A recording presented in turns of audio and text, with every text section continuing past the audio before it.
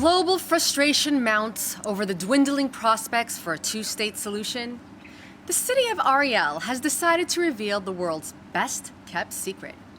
It's our very own homegrown recipe, the 7-step recipe for peace.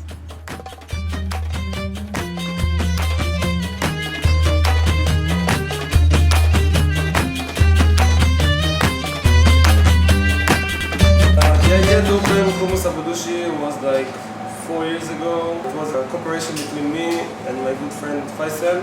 Faisal is a Palestinian. He lives in Kif al-Khares. It's a Palestinian village next to Ariel. We sit together. I think that Ariel is missing something very important, and I think the hummus was this the little thing, the special food, the traditional food they don't have here. אני מכיר את אריק בערך זה 20 שנה, 20 ממש שנה. חיים ביחד, תוך אריאל, ההורים טובים, כמו אחים. אנחנו מסעדה. בטח, בכל מקום עושים את זה. לא רק באריאל, בכל מקום. ביפו, בעכו, בכל מקום עושים את זה.